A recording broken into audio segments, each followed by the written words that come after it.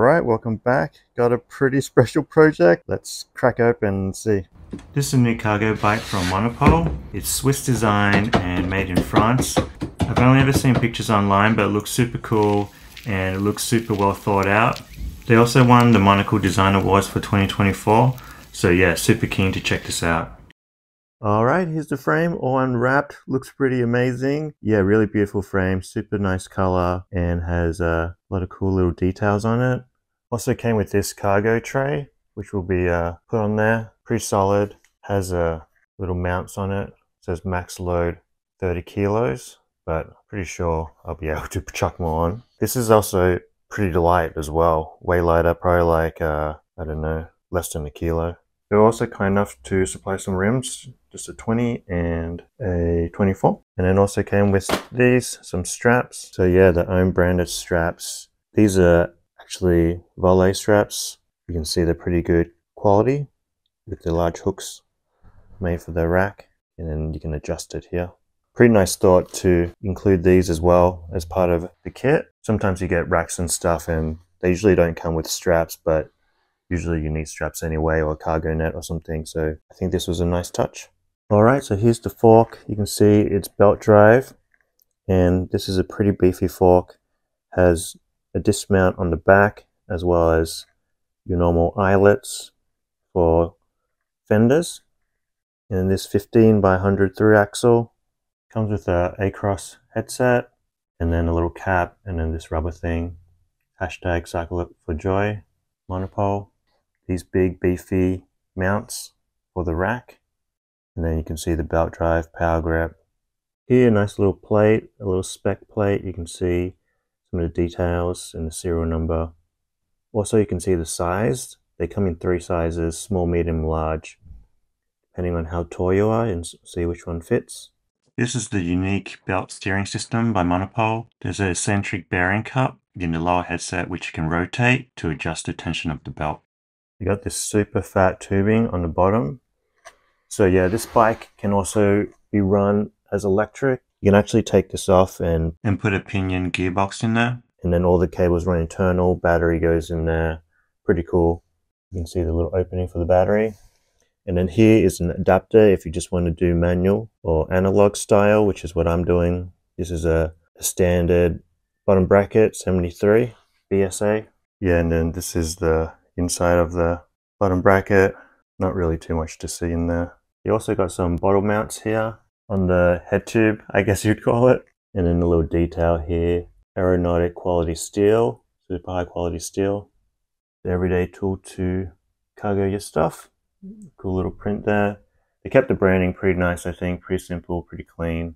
And then Swiss designed, handcrafted in France. Here's the other side of the front, same with the belt drive. You can see here on this side what's different is they have these little cable guides. The cable goes there, down to the disc, as well as going up to the brake here, going up to the handlebars. So you can run 2 cables on this side. And then, yeah, more of the cable stops again. There's these little blocks which is for securing the belt in case of excessive steering force, and there's one on the front, one on the back. Also, as I've also tried turning it, it actually stops at 90 on both sides. You can see I can't push it anymore, and then same with this one. Pretty cool. So yeah, I think there's actually kind of a cool feature because your wheel just won't kind of flop over or anything. And then here on the bottom, cool little name badge. I think you can customize this. They've customized this for me, Gary's Cargo Project, which I think is pretty cool. It's a nice little touch there. And another mount here. I think this is for a stand. And then these are for fenders. And then here, yeah, a little bit of a better shot for the battery cover. This is hard plastic, and then the rubber ring around it, just an O-ring. And then that just pops out with the screw. And then number 1 on the top, on the seat tube. And then they have cable guides on both sides here. And also right there. And then here's the rear dropouts. I think this is pretty interesting. So they have like a countersunk bolt in here. And what you can do is there's another one in here to mount your disc brake. And you can see it slides backwards and forwards on a pivot in case you want to tension your wheel as well. So I think some of the setups they have a multi-speed pinion drive, belt drive. So what you can do is tension the belt through this rear dropout, or if you want to run single speed, you can also do that, which is pretty cool. And then this is all CNC machine, pretty nice, pretty high quality. This is a little adjustment that pushes up against here, so you can adjust your tension. And then on the rear, we got 142 by 12 through axle. And then on this version, this one has the rear hanger attached to this metal bit. Yeah, just like that. Pretty clean CNC'd. And then the headset comes with a Acros headset again. But they also have this little, I guess you call it like a tension clamp. It helps tension the headset. And then you can adjust your bars or whatever without adjusting the headset, which is kind of cool because I'm usually changing my bars around all the time anyway. Nice little headset cap as well. And then here is the seat tube. Has a little keyhole in there, kind of like shimmed in. And then this is 30.9 and then uses a 34.9 clamp. I think I'm going to run 35 on mine just because I have a 35. And then you can see here on this one, the keyhole isn't lined up, but yeah, I notified them and they said this is the first time they've seen it, so they're gonna fix it up. Also, it comes with this plug here. This plug actually goes on the underside of the down tube. Goes here in case you have like a dynamo or things like that. You're running internal cabling. They've kind of drilled out holes for that. But yeah, most of them have little rubber plugs if you're not running internal cabling. And here's a better picture of the belt drive cog. So yeah, there we have it. That's basically the frame. Super keen to build this up. I knew about the wheels earlier, so what I did was order some hubs and some rotors for those. It takes 180 front and back for the rotors, and just so waiting for those to come, I'm gonna order some spokes as well. Gonna build up the wheels. At the moment, while I wait for that stuff, I'm gonna chuck everything on that I can. So cranks, seat posts, seat clamp, bars, and the brakes maybe. And then yeah, see how this goes. All right, here you got on the stand. A bunch of parts are gonna be coming off this bike, just because it's kind of what I have that fits. So yeah, should end up being a pretty cool looking build anyway. First thing to do is take off those Saint cranks. So yeah, just a quick link here and you just undo it. Finally got the tool. Shout out to the person who donated it, and then yeah, just slide the chain out of the rear mac. I also like to keep my chain in a plastic bag just in case I need to use it. Put the quick links in there as well so you don't lose it. And then just taking off this friction bolt, I guess you would call it, and that just unwinds by hand. It's just plastic.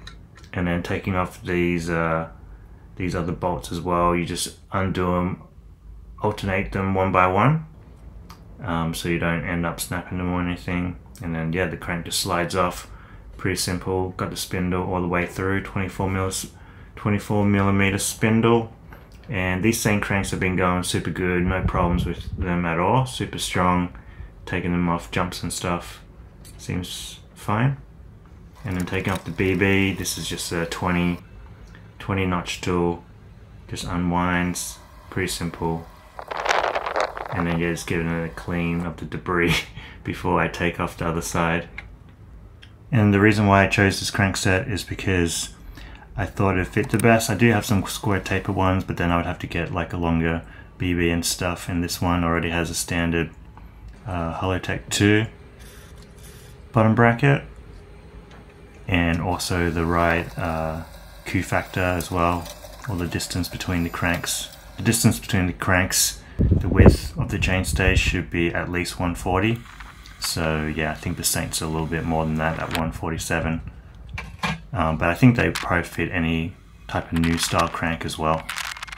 And here's giving the BB just a quick clean.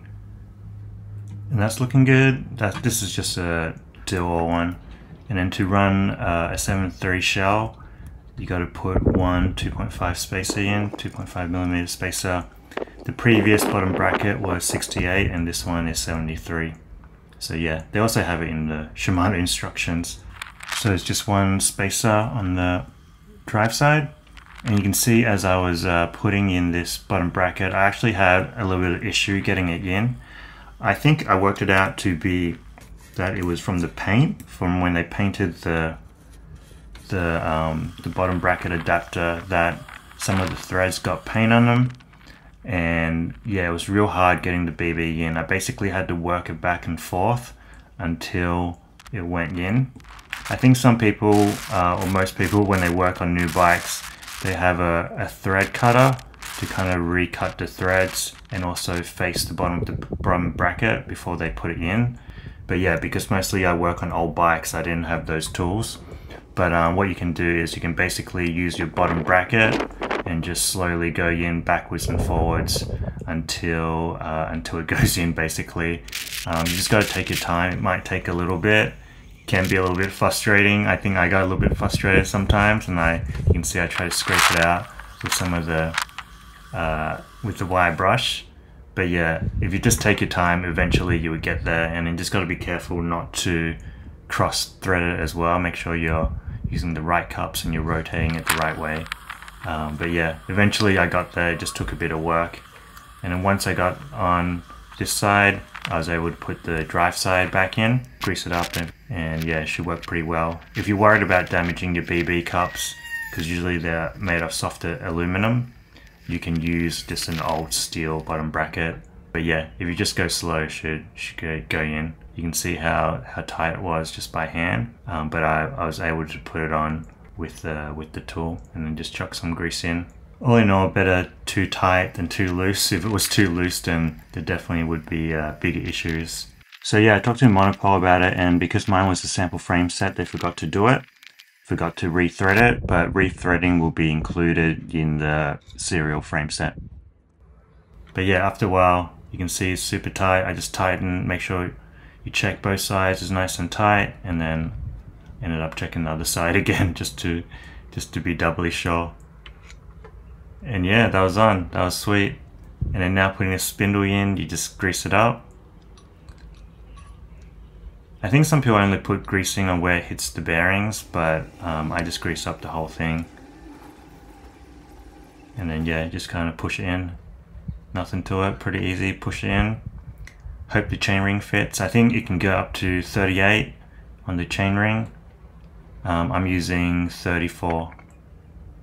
And then here, just putting the other crank arm. So yeah, just the same process, but reverse. Put on crank arm, put on this tension bolt. This tension bolt you just do up by hand. I forgot what the Newton meters is, but you just do it up till it's kind of snug. It kind of acts like a stem cap or something like that. And then when you do up the bolts, you gotta do up the bolts alternating again. And yeah, that should be it. That should be all good with the cranks. You can also shake it side to side to make sure there's no play with your BB or rubbing against your BB. But yeah, this ended up going on fairly easy once the bottom bracket was on.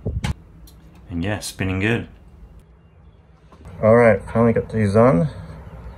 Pretty stoked. Wasn't the easiest, but got to the end. And you can see here's the clearance. This is 34T. And then here's the clearance. About 11 millimeters on this side. And then 11 on this side. Alright, so at the rear brake, you can see it has a little kind of countersunk hole in there.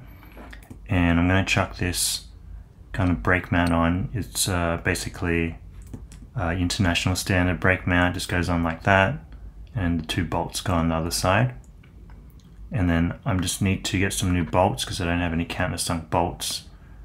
And it ends up being around 3.5 mil, almost 4 mil, and then this is 10 mil, just a little bit over 10. So yeah, about 15 all up. And you can see the other hole there is kind of all the way in, so I think countersunk bolts would be the best for this. I think that's how it's designed anyway. Here I am just at Bunnings. I ended up finding these. These are M6 by 19 bolts. They did have M6 by 12, but I think that was way too short. But you can see here I'm just putting it in and just sizing them up to see how it is. If they're too long, what I can do is just hacksaw off the end or grind down the end.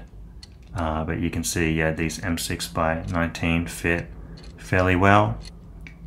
Just a Phillips screwdriver head. And then to put on the other bolt, I have to take off the mount. Here you can see it hides behind the frame. So yeah, no one's stealing your brakes. I end up taking the mount off completely just to put the brake mount on, just to make it a little bit easier. It's all fairly simple. It's just kind of just screwed in. Everything's Allen key or Phillips head for these screws. And you can see I got the brake mount on there, looking pretty good. You can see how much the bolts stick out, only just like a mil or two. And these are the brakes I'm chucking on. It's a BB7 Mountain and a BB5 Mountain. A little bit different. Not sure which one I'm going to run the front and rear, but I think it should work out. It was at this point I realized that the brake mount that I have, it's a 180 for the front fork of a previous bike. So it's a 180 front, which means it's a 160 back. So I have to get a 180 rear post mount adapter. You can see if I used a 160, it kind of hits the little adapter. So yeah, we'll wait for that to come, but at least I know it works now. Alright, this came, so we'll try it out. On the bracket itself, it actually says 203 front, but yeah, you can use it as a 180 rear as well. Alright, that's on there, pretty sweet. A bit of clearance as well. I think one thing that'll be interesting when I set up the brakes is if this cable is going to go in here, or if I have to run it on the outside. You can see it kind of points at a pretty severe angle. Usually, I guess most people would run hydraulic, so it wouldn't matter if the cable is more bent. But I'm going to run cables, obviously. So I just want to see if it's going to be as smooth as I need it to be. If not, I'll just run it on the outside. One thing I noticed here is going to get pretty close to the rotor.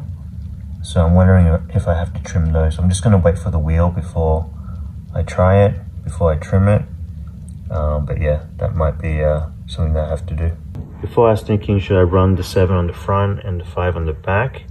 But I think what I'm going to do is put the 7 on the back, because you can see here, I'm going to get slightly more room for the cable to bend. So you can see the cable sticks out there about another 5 mil with the barrel adjuster. This one goes straight in. So I'll put the 7 on. Alright, there we go. You can see here that it ended up giving me a little bit more room, but yeah, we'll see how it goes once I put the cable in. And then here I'm just putting the front brake on.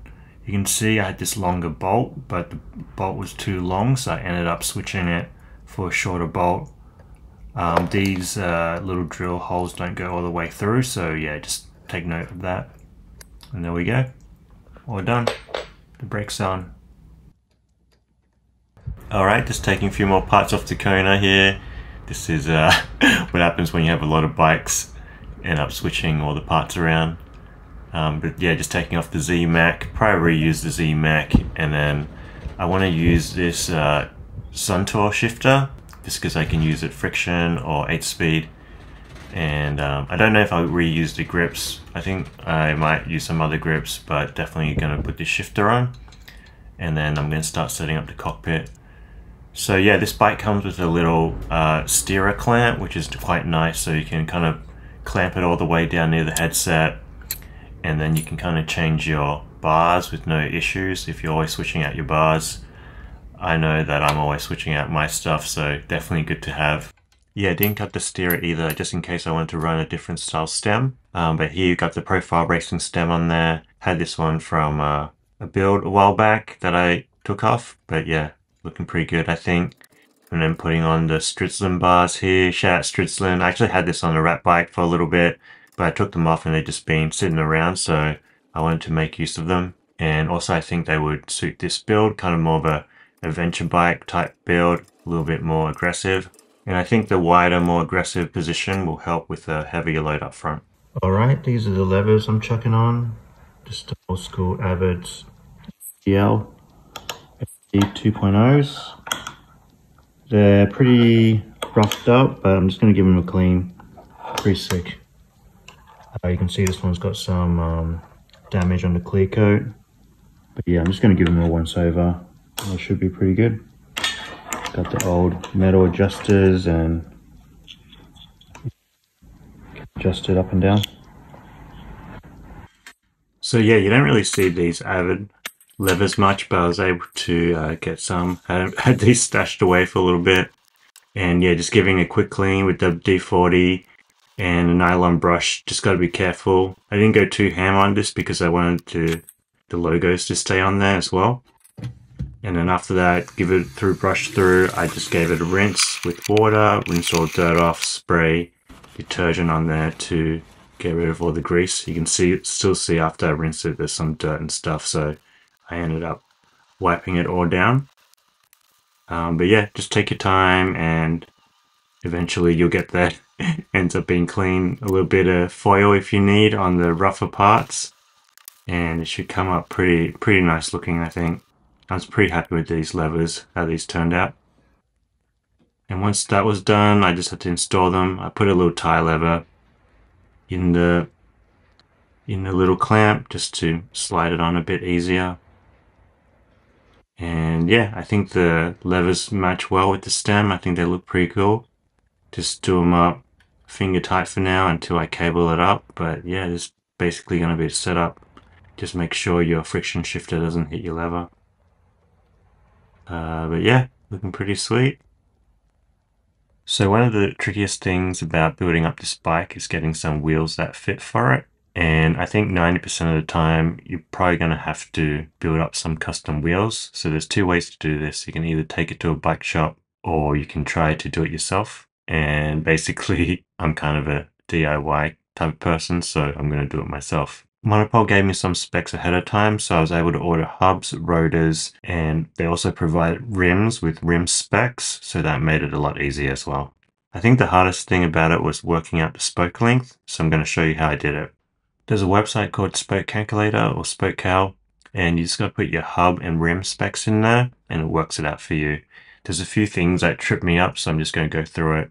They say if you have the hub, you should measure it, but I don't have the hub. It was on order, so I just have to go with the specs. All right, we're going to do the front hub first. So front wheel on the left-hand side, and you can see there's all these measurements, but then there's also a hub measurement visualization tool. You click on that, and then here we can click front, and it's going to be a classic, not a straight pull. And then the hub holes, we have 32. So select 32, and then just hit submit. Then down here, there's a bunch of measurements that we're going to start plugging away in. First up, it's the width. So the overall width of the hub. You should know this by the dropout of the frame. So for my front hub, it's going to be 100. Next is going to be the flange distance. So you check there, flange distance is 60.2. Next is offset. You can see it's 5.3 here. All right, next up is the PCD. And just be careful here because Shimano also provides a flange diameter, which is not what you want. PCD is the diameter of where the holes are, and this is what we need to measure the spokes. And it's 44, both left and right. And once that's done, you can just scroll down and go to export to spoke cal, import data. And you can see here all the measurements in there, except for this spoke hole diameter. You just look at it. If you're not sure, put 2.5. So we're going to put 2.5, which is pretty standard, I think. And we'll go down to rim. These rims, ERDs, I already have on hand from MONoPOLE. So all I have to do is just plug the numbers in. If you don't have these, you just have to measure the rim yourself or get them off the manufacturer's website. Spoke offset, we have no spoke offset. And the space between the holes, you can just measure. Mine went pretty close, so you can either just put 1 or 0. I end up putting 1. And then the next thing, you got to decide on what type of lacing you're going to have. So you got to either have 1, 2, or 3 cross. Make sure you pick the one that you want and put the number of spokes in. And then you just have to calculate it. On the left side, we got 183.5. And then on the other side, we got 185.5. Usually you do the difference, so it's going to be 185 or 184. I'll just write 185 for now, and then we do the same for the back wheel as well. So just referencing the specs, make sure you have the rear and the right hole size and all the measurements in there. I sped it up a bit so you don't have to watch the same thing twice, but yeah, just make sure you double check. Usually for the rear, the left and the right flange diameter is different size. And then bring up the ERDs again, put these in, and 3 cross for the back as well. Calculate, and this is what we're left with. 235 on left side, right side's 233.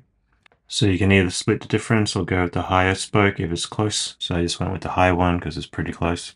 And then after that, I ordered the spokes. It was funny, where I ordered the spokes from, they didn't come in 185. So I had to order 184, which was in between the front wheel spoke sizes, left and right. And for the rear wheel, they had 235 already, so I ordered 235. I also ordered 34 spokes for each wheel instead of 32. Just in case a spoke breaks or something messes up, I got some extra just in case. So another little tip for you.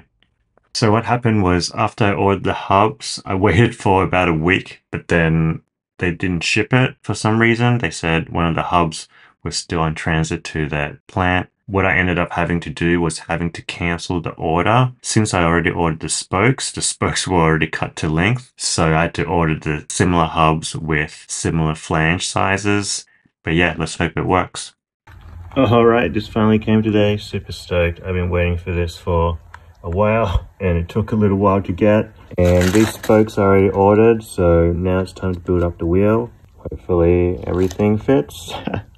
So yeah, building the wheels now. I just used the Ali Clarkson, that long 1 hour tutorial. I think you can skip to 3 cross, that's what I did. Shout out Bike Dad for referring it to me. I had another one before, but I think this one's way better. It's real simple to follow. And I don't think there's too much to it. You just go slow. I also greased every single nipple to make sure it worked well. Ali Clarkson uses oil at the end, but I just use grease. Alright, got this wheel in here and I put it all the way in the sliders on both sides, just finger tight. So everything was nice and stiff. And now what I can do is just true it to the frame. You can see that is dished to the left a little bit, so I'm just going to have to straighten it up. Also going to use this reusable zip tie, just put it on the chainstay like that, and that's going to be my truing device. And then yeah, just tensioning the wheels, just go all the way around, make sure they feel pretty good. When they get tight enough, check with the tension meter and make sure it's even as you can. You can see finally got it pretty true and it's in the middle of the frame. You just eyeball it. I did as close as I could. And then it was the same with the front wheel. So yeah, it looked like the spokes fit for the back wheel. And then for the front wheel, I think the only real issue was doing 3 cross on it. It was a little hard to get the spokes in. But yeah, it wasn't too bad. Maybe 2 cross for the future might be enough, but yeah, I just went 3 to match the back, and it was going to be a super strong wheel. And then yeah, don't forget to tension your spokes as well. Tension it and true it. And here you go. There's the front. That's how I trued the front. I just put it in the fork. And then this is where this little rubber cap goes, since the bike was upside down already. Alright, here's the wheels, finally done. Super stoked, everything worked out. You can see here the spokes, pretty decent if you can see it, the length. They all have the grease in them. There you go. Not sticking out too much. Got the logo lined up with the valve hole. And got the gap for the pump. Same with the front one here, you can see kind of different style logo, but still works. And then yeah, all the tension's pretty good. I would say 3 cross on the 20-inch makes it super stiff, but you probably want it pretty strong since that's what the cargo is going to go on. But yeah, all I got to do now is I got some rim tape, put on the rim tape, put on the tubes and tires, and then these are ready to go.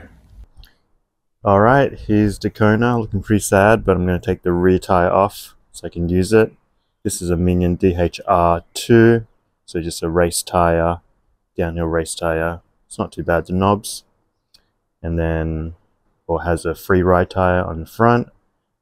I think I'll save this, put this on the back of this, and then when I rebuild this, maybe make it mullet. But for now, I'm going to take these off so I can use it on the MONoPOLE.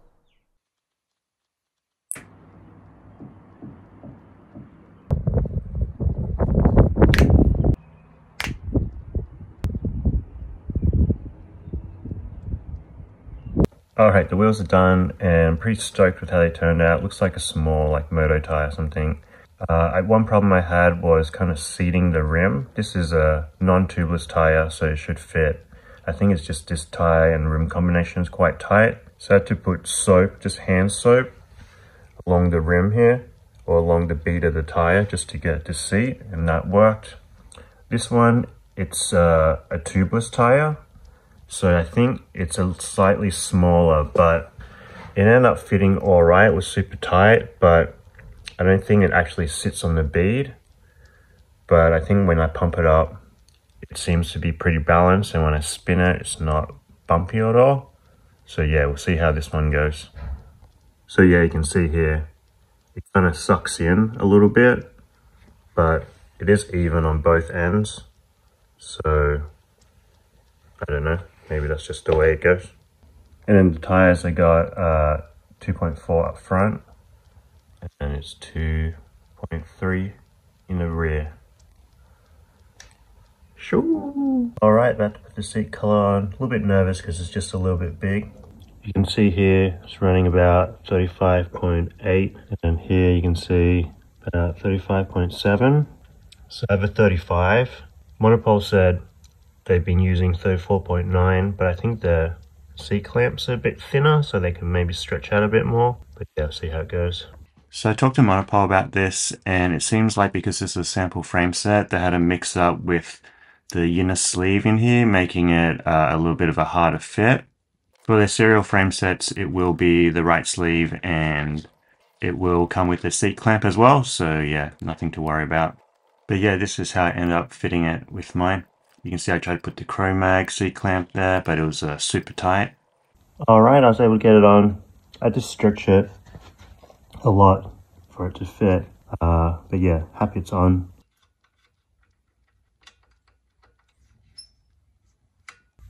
Alright, so a little issue here. I'm trying to put the post in, and it doesn't fit because the clamp, it's already clamping a little bit tighter than it needs to be. So I'm going to have to work out a solution for this. It did end up fitting in there, just it took a little while. I had to sand it back and sand it a few times actually, and then push in the posts with grease, get it out again, and then repeat the same, clean it out, same deal. Did this a bunch of times. It was still super tight, but it ended up fitting well enough, I think, as tight as I would want it. Yeah, sometimes you think things are going to be easy. You just put a post in there, put a C-clamp, and then you're done. But yeah, sometimes these things happen with bikes. I'm now wondering if the keyhole has anything to do with it, because the keyhole didn't line up, and if the shim, but yeah, I don't know. I can only explain that it didn't fit for me, so I had to make it work. And then here you can see, after I pushed it in for a little bit, it got stuck. So I just don't know if the post and sleeve were super tight. They were both measured the right measurement for it. I pushed the post in to where my thumb was, and then it would get stuck for some reason. I think I ended up giving it one more sand again just to make it fit a bit better. Here you can see the final tightness of the seat tube going in. It's still super tight, but it's just tight enough so I can move it up and down without it scratching the seat post or damaging the seat post too much. So I was pretty happy with that. That was going to have to do. And then yeah, just give it a clean. I decided to give it a measure just with the seat post in there, just to see what kind of clamp I could use. You can see here on the paint 35.69, so 35.7 we'll just say. And then just the other way I measured, just double check, and it was around 35.7 as well. I'm going to try and get a clamp that's 35.7 or around there, because I just measured it with the post in. I could buy a 34.9 and try to make it fit, but at this point I just want to get something that works, so we'll see how we go. Alright, just back from the Trek store, and they have this, which is 36.4, probably the closest one I could get without waiting another 3 or 4 days, so kind of just want to get it done now. So yeah, you can see a little bit of play, but I'll be able to put some either tape or rubber in there to stop it from moving, and we should be good. This is what I'm going to use to shim it. Just an old strawberry pack, but because it's plastic, it won't deform too much, and when it gets wet, it won't be an issue.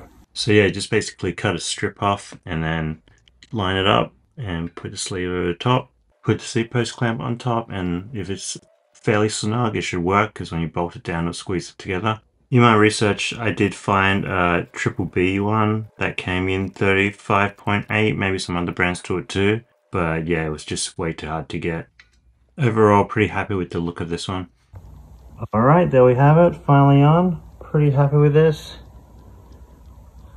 Pretty happy I could fix it within 1 day too. Alright, here just chucking on the cassette. This is just the old cassette that was on there. And yeah, just a SRAM. It's pretty light, not too much to it. Just chuck it on and tighten it up. It's 8-speed, I believe. And yeah, spins pretty good. And then here with the rotors, I didn't know it would tighten with a 16-notch bottom bracket tool, Shimano one. I do have the tool, but my tool is a 2-in-1, so it has a cylinder in the middle, which makes it impossible to tighten the rear one. I could tighten the front one, I just have to pull the little cover off, and then the little cylinder would fit on the inside. With the rear one, I just tightened it as tight as I could with my fingers and use a lock ring tool, tighten it, old school one. But my actual other tool comes tomorrow, so once that comes tomorrow, I'll tighten it properly. And then yeah, just took off those warning stickers. And then here's the tool, so I can tighten it up. Good to have it properly tightened. And here, putting the bike frame out, chucking the wheels on. The wheels have a little slot in the rear dropouts where you slide it in. And yeah, the wheel fit pretty good, spun pretty good. The 2.3 tire actually fit pretty well within the rear stays. There's about 5mm gap on each side. You can probably go up to 2.4 if you want, or maybe a bit more if you want to push it. And then here, just putting on the front wheel. That's looking good. And now, yeah, finally looking like a bike. Got all the wheels done. Alright, the brakes are sitting too high, so I just got to adjust the spacers. So yeah, basically I just need to lower the brake so it's as close to the rotor as possible. You can kind of look down the channel to make sure the pads are on the rotor. And mine ended up being 2 washers on the back. You can see it fits pretty well just there. Not scraping or anything. And then 3 washers on the front. That ended up working well for me. So the brakes on now. I'll retweak the brakes once I get the cables in as well. Here, starting to lace up the cables. I'm probably the only person that's going to use these old ass Avids on this bike. But that proved to be a little bit trickier just because I couldn't run the cable on the inside because I need that smooth cable line. But it seemed like the outside would work. Okay, so it's going to have to go on the outside here. You can see there's some eyelets underneath here. So maybe I can just put a cable holder going through under here. And I think there's a gap right here that you can put the cable through. I'm just going to go out here to the rest. See how that goes. So what I wanted to do was chuck on the rack now, just to make sure when I'm lacing the cables up, the cables didn't get in the way of the rack. I didn't want it to affect the length or just trick me into the wrong length. But yeah, once the rack was on, I laced up the front brake, and it was pretty funny because there's an eyelet underneath the front rack, so I had to take the rack off or take a couple bolts off and just lift it up to connect the front brake. But yeah, it's pretty funny since I just put it on. And then once the front brake was done, I just made sure I had turned the wheel and just made sure it went smoothly. Still had enough cable for it to turn side to side. and then it was a case of lacing up all the other cables. And then here I had to install the rear Mac just to get the cable for the rear derailleur. And that's kind of how it's going to go. I decided to see if I can run the rear derailleur cable on the inside of the frame, just internal. I think it could work. And then yeah, you just got to take off this little eyelet, this little cover. I think you can put your cable through that, but because I'm using just the standard housing for the gear cable, I just took the whole thing off, and just for a smoother line again. And what you do is basically just push it all the way in until it doesn't go anymore, and then yeah, you look underneath and just try to guide it through. Guiding it out through this hole on the side was the smoothest for me. And then I just had to work it in all the way, the housing all the way through up to the top of the handlebar again. And then with the brake line, I just put it through this hole that was drilled already. Not sure what this was used for, but I'm using it for my brake hole here. It seems like this was smooth for the brake hole, and the other hole was good for the rear Mac. And then you can see just joining it up. And this cable, I'm gonna have to put a guide on the bottom of the chainstay. It's alright at the moment, but I just want to make sure it doesn't interfere with my pedal. And then here, give me a quick snip just to make sure it's the right length now. I cut all my cables a little bit longer when I was working out the cabling, just because I didn't know where it would go, and yeah, it took me a little bit, but it was handy to have the cable to actually push through. And then yeah, that was the rear brake connected. Pretty good. And then here, connecting the rear Mac, I was able to push the cable through no problem, and yeah, it was pretty smooth as well. Alright, I did it. So had to leave this one open just for the gear cable, just because this cable's too thick to fit in here. Just the top one and the bottom one, but the middle seems to fit, so I kept it in there. These bolts are quite short because I think they don't want to interfere with the steerer. And then I got the front brake going over this way, rear brake and gear crosses over. This is top one, is the gear cable, slides through there and goes inside the chainstay, comes out on the outside and goes through rear Mac. And then this one, the brake cable goes through here, goes through this hole, just because it's the straightest kind of hole. I didn't end up using this mount because it would make the turn too severe. So I had this going for the rear brake, coming out the side here, along the bottom, rear brake. And then I'm going to put a little eyelet here on the bottom as well. So yeah, that's basically it. That took a little bit, but yeah, got there at the end. Alright, so after some time I finally worked out why it wasn't working. So you can see this countersunk hole is circular, this one's circular, but then for some reason this one's more ovalized. You can see the difference there, and what that's doing is pushing the bolt up just a slight bit. And what I ended up doing was I just measured the 3 bolts and just got the longest bolt and paired it up with this one, and it ended up working, yeah, probably fractions of a millimeter, but that's what got it to work. If you don't want to do that, or if you have trouble, I would use a gear housing cable, and that's a little bit thinner. I'm using all 3 brake housings. So yeah, there we go. And here it is, looking pretty sweet. Finally, nice and neat. You can see all aligned now. So yeah, just using these mounts. These are from Fender mounts, I'm pretty sure. But yeah, they fit a cable perfectly, and then you can just put a bolt in there. And works pretty well. It looks pretty clean too, I think. Here you can see it from the top. And then yeah, clearing the crank arm. And then here just connecting the chain. I did end up re-greasing it with smooth lube just to make sure it wasn't too dry. But yeah, just like that. So yeah, once I hooked up this new chain, or the old chain, it seemed like it was a little bit long.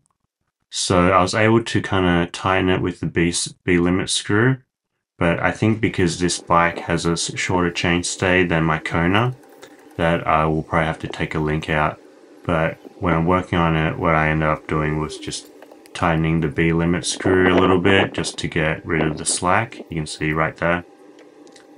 And then once I get on the stand, I'll readjust it. Yeah, I ended up just taking one link out. That ended up being pretty easy, not too much to it. Just take it out, use a chain tool, just pop it all the way out, and then hook it back on. And there we go, that was looking sweet. You can see I can change through the gears one by one.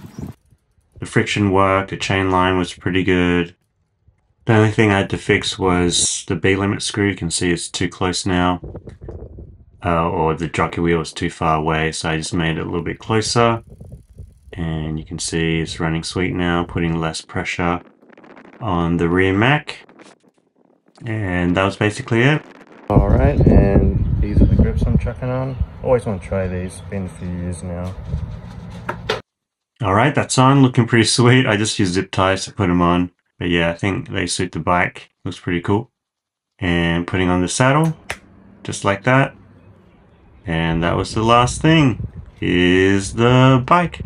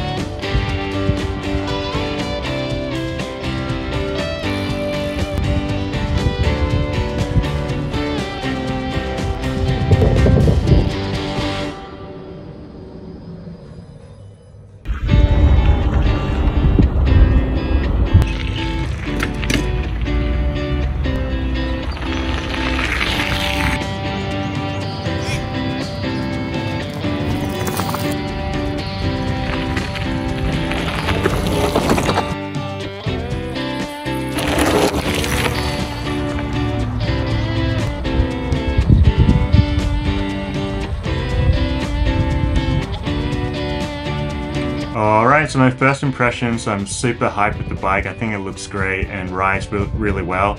Rides super solid and it's nimble at the same time. I would say it's a little heavier than the bikes I'm used to, but yeah, it's a cargo bike, so you're gonna get that. The steering, I would say with the belt drive is super responsive. Like you turn the handlebars, the wheel turns. There's no doubt about it. It's kind of just like a normal bike in that way. I would say it rides a little different. When you first hop on it, rides a little bit different because the wheel's so much in front. But yeah, overall, pretty easy to get used to. It takes about 2 seconds to get used to, and then you're sweet. You just gotta watch the wheel for the tram tracks. And then here, I'm just at Bunnings looking for a basket because I wanna check out the load, see how it handles with the load. And there's this Tactics ones, so I go with these. I went with the bigger one. The bigger one's 20 bucks. And the small one's like 11 or something, but the bigger one can hold more Coles bags because I'm gonna put some groceries in there. The smaller one you can probably fit in two as well, but you just gotta squash. And yes, the 43 litre. Here's me locking my bike up for the first time. pretty nervous, but yeah, I just rested on the crank arm so I didn't have to rest the bike on there. And then yeah, here's me with the crate.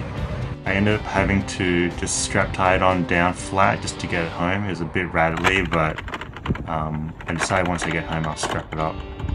Here it is at home. On MONoPOLE, a lot of the cargo bikes, they have it vertical like this. And I was wondering why they don't put it sideways. So maybe one of the reasons is going through traffic might be a bit easy if you have it straight up and down vertical or with the bike.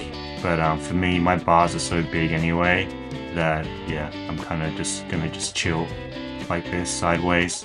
And I just use zip ties to put it on. It's pretty sturdy. It's front and back. And then this also allows me to fold the crate back up as well, which is pretty cool. Which means you can chuck stuff on top if you need to, bigger stuff. Here, showing you fits 3 Coles bags sideways, the paper ones. And then these plastic ones, probably 2. And a little bit, maybe you can put another bag on the side. It doesn't fit long ways. Alright, gonna do a little bit of a shop. This is, you can see, it fits in the standard elevator, just. And then here I got some groceries. I ended up getting another paper bag because they didn't sell the other plastic ones. I want to show you the plastic ones, but here it is. Here's the bike. Time to chuck the groceries in. And yeah, it fit. I ended up putting them sideways like that. But yeah, it's a pretty tight fit. I'm not sure how heavy this is, but it's pretty decent heaviness, I think. But yeah, it handles super well. Absolutely no issues at all. You can see the turning circle here and me just riding around. But yeah, super easy to carry stuff for sure. I think what I'm going to do is just ride for a bit more and yeah, just see how it compares with my 2 other cargo bikes, the Crust one and also the Extra Cycle. And then I might do a, just a more in-depth review of the bike after I've had a chance to ride it a bit more. Overall, super hyped with how it turned out. I just, love the design of the bike. I think it looks great. I think it's the best looking cargo bike out there at the moment. Super fun to ride and carry stuff well as well. Not much more you can ask. I think I'm going to get a kickstand for it and yeah, maybe some other stuff as well. See what I need when I live with the bike for a bit more. Big shout out to Nicola at MONoPOLE for letting me try this bike out. If anyone has any questions on the bike, just leave a comment. I'll answer them. Thank you for your support. Thanks for watching. And I'll catch you next time. Peace.